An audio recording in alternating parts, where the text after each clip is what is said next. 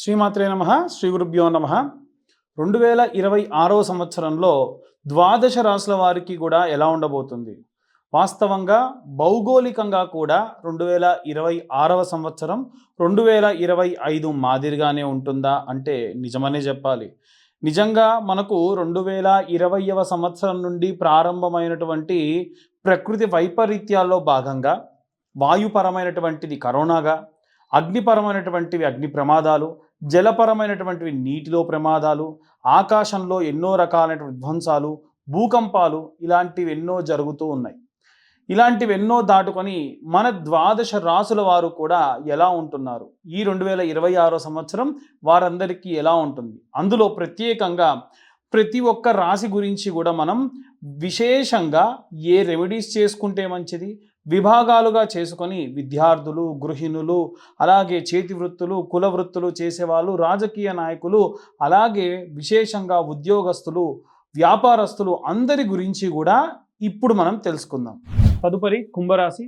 కుంభరాశి వారికి సంబంధించి 2026 సంవత్సరం ఎలా ఉండబోతుంది అనేటువంటి విషయానికి వస్తే, కుంభరాశి వారికి సంబంధించి పంచమ స్థానంలో గురుగ్రహ సంచారం అనేటువంటిది ఉన్న కారణం చేత విద్యార్థులు, గృహిణులు, అలాగే ఉద్యోగస్తులు, చేతి వృత్తులు, కుల వృత్తులు చేసుకునేటువంటి వాళ్ళు, వివాహం కోసం యోచించేటువంటి వాళ్ళు, వివాహం చేసుకోవాలి అనుకునేటువంటి వాళ్ళు, సంతానం కోసం ప్రయత్నం చేసేటువంటి వాళ్ళందరికీ కూడా యోగ్యమైనటువంటి కాలం మొదటి 6 నెలలు. తర్వాతి 4 నెలల పాటు కాస్త ఇబ్బందికరమైనటువంటి వాతావరణం ఉన్నప్పటికీ మళ్ళీ ఆఖరిలో ఉన్నటువంటి ఒక 2 నెలల పాటు యోగ్యంగా ఉంటుంది. ఓవరాల్గా చూసుకుంటే ఒక ఆర్గనైజేషన్ని నమ్ముకొని, ఏదైనా వ్యవస్థను నమ్ముకొని పనిచేసేటువంటి వాళ్ళు అందరికీ కూడా మంచి అద్భుతమైనటువంటి కాలం గోచరిస్తూ ఉంది.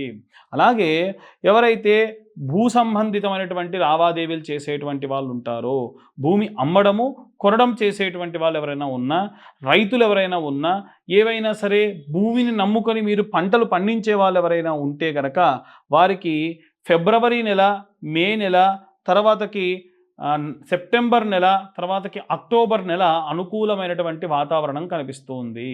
అలాగే ఎవరైతే ప్రభుత్వ ఉద్యోగస్తులు, అది కేంద్ర ప్రభుత్వం కానివ్వండి, ప్రభుత్వ ఉద్యోగస్తులు కానివ్వండి, కాంట్రాక్ట్ బేస్లో పనిచేసే వాళ్ళు కానివ్వండి, ఏదైనా సరే ఒక టీమ్ లీడింగ్ పొజిషన్లో ఉన్న వాళ్ళు కానివ్వండి, రాజకీయ నాయకులు కానివ్వండి, ఫారిన్ కంట్రీకి వెళ్ళి సెటిల్ అవ్వాలనుకునేటువంటి వాళ్ళు కానివ్వండి, వీళ్ళందరికీ కూడా మనకు ఫిబ్రవరి, మే, అలాగే సెప్టెంబర్, అక్టోబర్ కాలం మాత్రమే అనుకూలంగా ఉంది. అలాగే ఎవరైతే వ్యాపారస్తులు ఎవరైతే ఉంటారో, వ్యాపారానికి సంబంధించిన విషయానికి వస్తే కనుక వీరికి మొదటి 3 నెలలు కూడా అంత యోగ్యంగా లేదు. 3 నెలల తర్వాత నుండి కూడా ప్రతి 2-3 నెలలకి ఒక 15 రోజులు, నెల రోజులు ఏమైనా కాస్త ఇబ్బంది ఉంటూ మంచి యోగ్యమైనటువంటి కాలం. ఉదాహరణకు చెప్పాలనంటే ఏప్రిల్, మే, జూన్ బాగుంటుంది. జూలై, ఆగస్ట్ అంతగా ఏమీ ఉండదు. తర్వాత సెప్టెంబర్, అక్టోబర్, నవంబర్ బాగుంటుంది. డిసెంబర్ ఏమీ ఉండదు. ఒక 6 నెలల పాటు వీరికి యోగ్యమైనటువంటి కాలం. ఇక ఎవరైతే సినీ రంగంలో ఉండేటువంటి వాళ్ళు ఉంటారో వాళ్లకు సంబంధించి 12వ స్థానంలో ఉన్నటువంటి శుక్రుడు, ఆ యొక్క 1వ స్థానం, 2వ స్థానం అంటే జనవరి నుండి మొదలై 9వ నెల వరకు కూడా మంచి పరిస్థితులు ఉంటాయి. అక్టోబర్ నెలలో కాస్త తగ్గినా మళ్ళీ డిసెంబర్ ప్రాంతం వరకు మళ్ళీ పుంజుకుంటారు. మీడియా ఫీల్డ్లో ఉన్న వాళ్ళు కానివ్వండి, ఏవైనా సరే ఫార్మా ఇండస్ట్రీలో ఉన్న వాళ్ళు కానివ్వండి, ఇంకా ఏవైనా సరే మాస్ మీడియాలో ఉన్న వాళ్ళందరికీ కూడా ఇది అనుకూలమైనటువంటి కాలం ఈ శుక్రుడు మరియు రాహు గ్రహ సంచారం వలన. ఇక ఎవరైనా పెద్ద పెద్ద ఇండస్ట్రీలు నడుపుతూ ఉంటారో, ఆయిల్, ఐరన్, ఫైర్ వీటి మిళితంగా పనిచేస్తూ ఉంటారు, వారికి అంత యోగ్యంగా లేదు. కాబట్టి కాస్త జాగ్రత్తగా ఉంటే మంచిది. ఓవరాల్గా చూసుకుంటే అన్ని రకాలుగా అన్ని వర్గాల వారు కూడా కొంచెం బ్యాలెన్స్డ్గానే ఉన్నారు. ఒక్క పెద్ద పెద్ద ఇండస్ట్రీలో ఉన్న వాళ్ళకు వరకు మాత్రమే అంత యోగ్యంగా లేనటువంటి కాలం. వీటికి సంబంధించి మనము ఏ మంత్రం చదవాలి, ఏ రెమెడీస్ తీసుకోవాలనేది ఇప్పుడు కాసేపట్లో చెప్తాను. ఇదంతా కూడా మనం గోచార రీత్యా చెబుతున్నటువంటి విషయంలో మాత్రమే. డీటెయిల్గా జాతకం కావాలనుకున్న వాళ్ళు మీ పేరు, మీ date of birth, time, place కింద ఉన్న నెంబర్కి వాట్సాప్ చేయండి. డీటెయిల్డ్గా జాతకం గురించి తెలుసుకోండి. దానికి కాను 2511 రూపాయలు ఛార్జ్ చేయడం జరుగుతుంది. ఇక అందరూ ఏ రెమెడీస్ తీసుకోవాలి, ఏ మంత్రం చదవాలనేటువంటి విషయాన్ని ఇప్పుడు మనం తెలుసుకుందాం. ఇప్పటి వరకు ఈ రాశిలో వారికి ప్రథమార్థం, ద్వితీయార్థంలో ఎలా ఉంటుంది అనేటువంటి విషయాన్ని తెలుసుకుందాం. మనము ఈ 2026 సంవత్సరంలో విద్యార్థి దశలో ఉన్నటువంటి వాళ్ళు చేయాల్సినటువంటి రెమెడీ గురించి చెప్తాను. ఒకటి, మేధా దక్షిణామూర్తి స్తోత్రం నిత్యం ఉదయం రాత్రి సమయంలో లేదా ఉదయం సాయంత్ర సమయంలో విన్న మాత్రం చేత నిత్యము కూడా విన్న మాత్రం చేత మనకు విపరీతమైనటువంటి కాన్సంట్రేషన్ పవర్ పెరుగుతుంది. అలాగే విద్యార్థి దశలో ఉన్నటువంటి పిల్లల గురించి ఎస్పెషల్గా చెప్తున్నానండి. ఒక ఆవు నెయ్యి దీపం మీ ఇంట్లో ఉన్నటువంటి ఒక కార్నర్కి ఇలా ఇలా ఉన్నటువంటి కార్నర్కి పెట్టేసి లైట్స్ అన్నీ ఆఫ్ చేసి ఆ దీపాన్ని అలాగే చూడండి. దీని వలన కాన్సంట్రేషన్ పెరుగుతుంది, ఐ సైట్ కూడా తగ్గుతుంది. అంటే బోర్డు మీద చూసేటువంటివన్నీ కూడా కాస్త మసకగా కనిపిస్తున్నటువంటి ఆ యొక్క లెన్స్ క్లీన్ చేసినట్టుగా అవుతుందన్నమాట.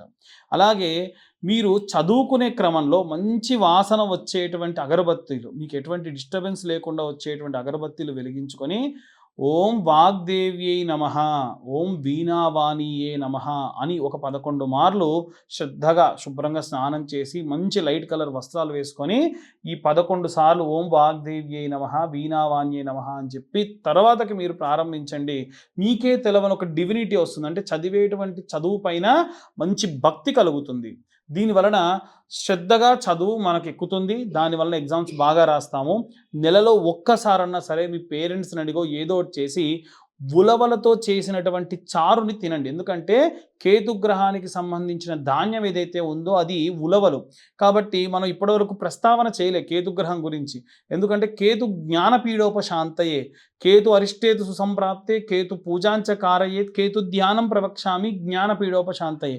మతిమరుపు ఎక్కువగా కలిగిస్తాడు. కాబట్టి మతిమరుపు రాకుండా అంటే నెలలో ఒక్కసారన్నా ఇంటిల్లిపాది ఏం చేయాలి? ఉలవ చారు తినాలి. మన తెలుగునాట ఉన్నటువంటి సాంప్రదాయం ఉలవచారు.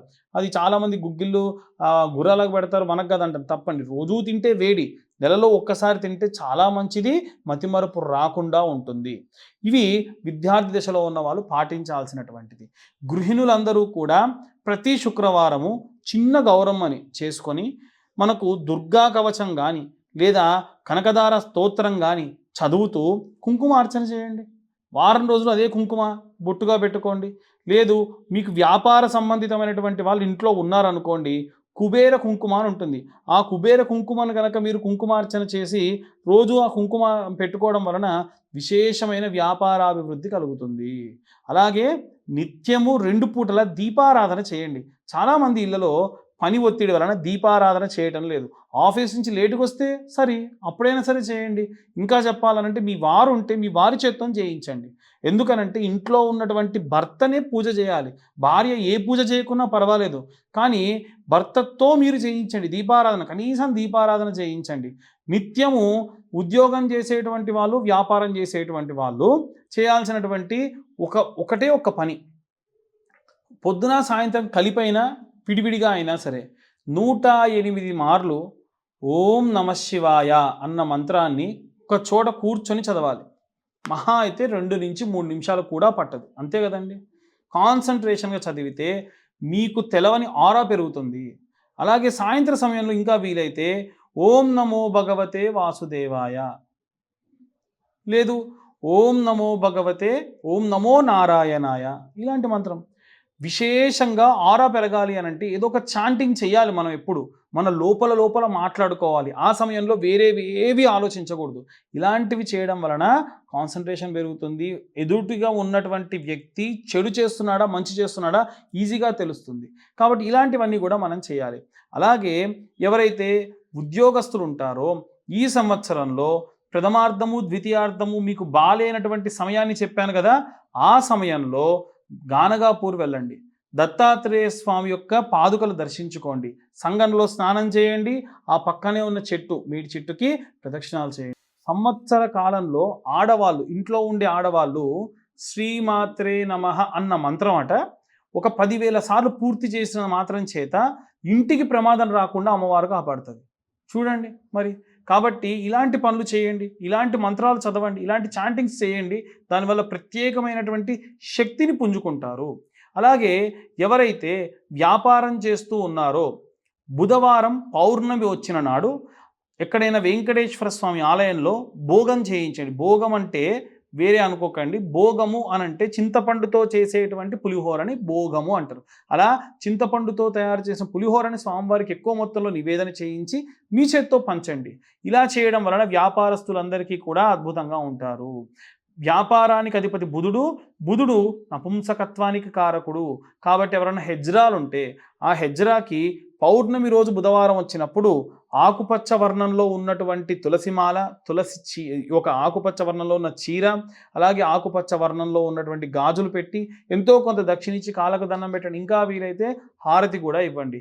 అదేంటండి అని అంటే, అవును, ఖచ్చితంగా ఈ యొక్క నపుంసకత్వులు ఎవరైతే ఉంటారో, హెజ్రాలు ఉంటారో, వారికి ఇలా చేయడం వలన విశేషంగా వాళ్ళ యొక్క జాతకంలో ఉన్నటువంటి బుధగ్రహ సంభావిత దోషములు పోతాయి. వాళ్ళకేమీ కాదు, ఎందుకంటే వాళ్ళకు ఉన్నటువంటి శాపమే ఉన్నటువంటి దోషం, అంతకు మించిన దోషం ఇంకేది ఉండదు. ఇలా చేయడం వలన వ్యాపారం బాగా అభివృద్ధి చెందుతుంది. సాంసారిక జీవితంలో వీర్యకణాల ఉత్పత్తి తక్కువగా ఉన్నటువంటి నపుంసకత్వంలోకి వెళ్తున్నటువంటి మగవాళ్ళకు కూడా ఈ రెమెడీ చాలా బాగా ఉపయోగపడుతుంది. అలాగే ఎవరైతే శని సంబంధిత ఇబ్బందులతో ఉన్న ధనుసు రాశి వాళ్ళు కానీ, ఈ యొక్క సింహరాశి వాళ్ళు కానీ, అలాగే ఏలిననాటి శని ప్రభావం వల్ల ఇబ్బంది పడుతున్నటువంటి మీనరాశి వాళ్ళు కానీ, అలాగే మేషరాశి వాళ్ళు కానీ, విశేషంగా వీరే కాదండి, అందరూ ఎవరికైతే శని మహర్దశ నడుస్తుంది, శని వారి జాతకంలో చండాల యోగంలో ఉన్నాడు అనుకోండి, అప్పుడు ఏం చేస్తారు? కాబట్టి ఈ సంవత్సరంలో ఎప్పుడైతే శని త్రయోదశి వస్తుందో ఆ శని త్రయోదశి నాడు విశేషంగా మీరు అంటే ఎన్నిసార్లు శని త్రయోదశి వస్తే అన్నిసార్లు తైలాభిషేకము, తిలాహోమము చేయించండి. నేనేం చేస్తున్నానంటే, సంవత్సరంలో ఎన్నిసార్లు శని త్రయోదశి వస్తే అన్నిసార్లు మీ పేరు మీద తైలాభిషేకము, తిలాహోమము చేయిస్తా. ఆసక్తి గలవారు ఎవరైనా సరే ఒక్కసారి డబ్బులు కడితే చాలు, సంవత్సరంలో ఎన్నిసార్లు వస్తే అన్నిసార్లు స్వయంగా నేనే దగ్గరుండి చేయిస్తా. మీరు కూడా వచ్చి ఆ యొక్క హోమంలో, పూజలో పార్టిసిపేట్ కూడా చేయొచ్చు. అలాగే వివాహం కానటువంటి అమ్మాయిలు, అబ్బాయిల కోసం ప్రతి నెల ఆఖరి వారంలో విశేషంగా కన్యావర పాశుపత హోమాలు చేస్తున్నామండి. ఎందుకంటే చాలామంది పిల్లలు రకరకాల కారణాల చేత వివాహం చేసుకోవట్లేదు, ఇంకో రకంగా వివాహాలు ఆలస్యం అవుతూ ఉన్నాయి, ఏజ్ ఎక్కువైపోతుంది. అలాంటి వారి కోసం శివుడికి చక్కెరతో అభిషేకం చేసి తర్వాత హోమం చేయడం జరుగుతుంది. ఇవి ప్రతి నెల కూడా ఎవరికి వారికి సపరేట్గా హోమము, అభిషేకము, పూజాది క్రతువులు చేస్తూ ఉన్నాం. ఆసక్తి గలవారు దాని గురించి కూడా కింద ఉన్న నెంబర్కు కాంటాక్ట్ చేయొచ్చు. అయితే ఎవరైనా సరే సర్ప సంబంధిత దోషములున్న, ఆశ్లేష నక్షత్ర సంబంధిత దోషములున్న, పితృదోషములు, నవమ స్థానంలో పితృదోషములుంటే కూడా వీటన్నిటికీ కూడా గోకర్ణ క్షేత్రంలో విశేషంగా మోక్షనారాయణ బలి, ఆశ్లేష బలి పూజలు, అలాగే సర్ప సంబంధిత దోషం ఉన్నటువంటి పూజలన్నీ కూడా నిర్వహించడం జరుగుతుంది. వాటి గురించి కూడా ఎవరికన్నా ఇంట్రెస్ట్ ఉంటే కింద ఉన్న నెంబర్కు కాంటాక్ట్ చేయొచ్చు. జాతకానికి సంబంధించి చాలామంది ఫోన్లు చేసి మా పేరు చెప్తాను, జాతకం చెప్పండి అంటున్నారు. పేరుతో నేనే కాదండి ఎవరి జాతకం చెప్తానని నమ్మకండి. ఎందుకంటే ఒక పేరు వెంకటేశ్వరరావు అన్న పేరున్న వాళ్ళందరూ ఒకేలా లేరుగా. కాబట్టి అనవసరంగా డబ్బు వృధా చేసుకోకండి.